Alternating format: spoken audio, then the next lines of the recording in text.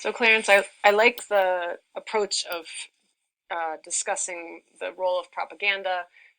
You could be more sort of pronounced in explaining that this dulce et decorum est. I mean, that again, that wasn't Owen. Those weren't Owen's words.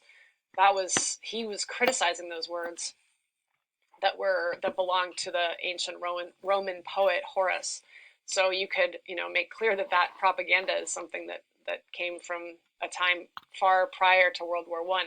I also think it's interesting that you went and looked at some of these posters, or maybe you had previous familiarity with the slogans. But I feel like, in given the assignment for this paper, too much of what you've written is devoted to a discussion of propaganda as opposed to the text that you've set out to analyze. So you have a pretty short response. If you were to lengthen the response, it might be warranted to spend this much time on propaganda. But or if you were kind of engaging in a line of propaganda from one of those posters and then countering it with something from Duffy's poetry and then going back to the poster and then accounting, something like that. But right now, it's just ratio wise, it's too much about propaganda.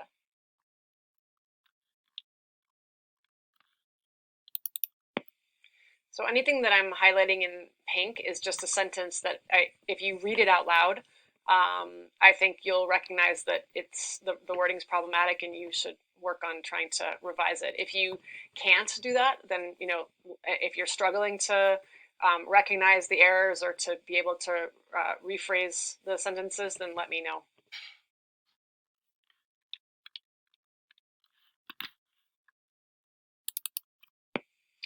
Okay, so I don't know if you took the poem home with you.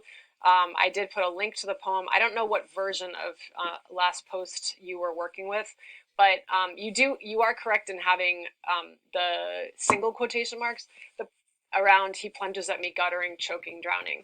She begins her poem Last Post with what's called an epigraph, and that's the two lines. You have the second line from the Owen poem. So that's not really technically part of her poem, or at least it's not its own stanza. And so it's a little misleading. Then I can see how you got confused, but as you will note, it doesn't really make sense to include those two lines in the poem because they're in first person. In all my dreams, before my helpless sight, he plunges at me. And then it's this reference to a he that we don't have even third person. The poem, the Duffy poem, is in second person with you, all the yous. So anyhow, I can see where you got confused, but it's not actually accurate to say that she begins the poem at the end of the protagonist's life, because those two lines again, that epigraph from Owen, are they're that's not the protagonist. The protagonist of her poem is the you, the kind of addressee that she's speaking to.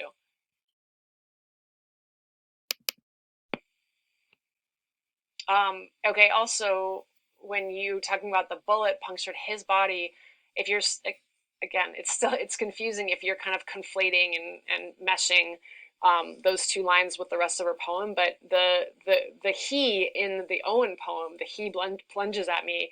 He hasn't been shot. If you go back to that poem, you should remember that he was gassed. So again, I think you need to just recognize that you're kind of you've kind of warped two different poems and two different protagonists into your analysis, and you need to get those straight in order to be clear in what you're trying to articulate. Okay, so here you said the weeks before they were deployed.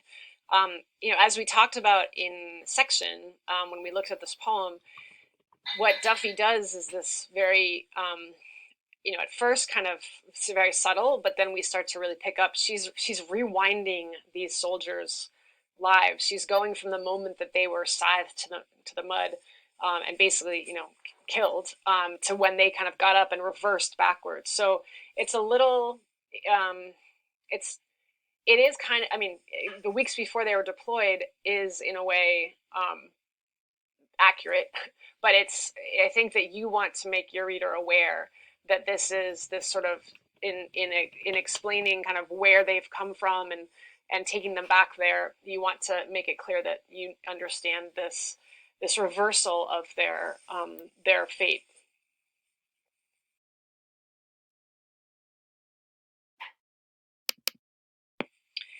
And it's something I've looked at this poem so many times, but your focus here on the line about the love, work, children, this is really she's no longer rewinding. At this point, she's really, when she says you're several million lives still possible, now she's really kind of envisioning a future for these soldiers had they not been sent to war, had they not died. So instead of just rewinding them back out of the mud and back to kind of where they're lining up and having coffee in the square, at this point, the the focus on what they missed out on having had their lives cut short and what they would have had they not gone to war. So I think that's really interesting, and I like that you're kind of focusing on this particularly to point out the compassion.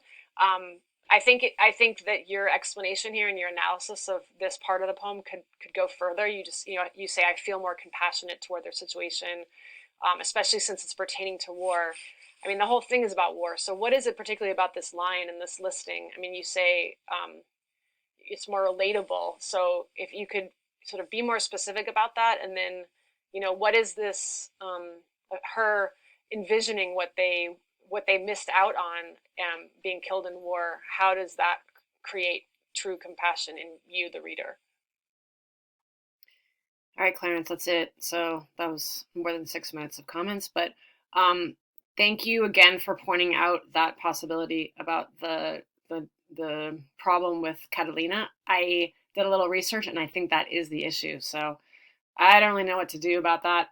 Maybe I'll tell people don't switch to Catalina this semester or something. But anyway, that was clever of you to figure out that that might be the glitch. So, okay, hope these are helpful. And again, if you could please try to get the revisions done and your final draft emailed to me, ideally as a PDF by the end of the weekend, that would be great. So, and I hope to see you tomorrow in section. Okay, bye.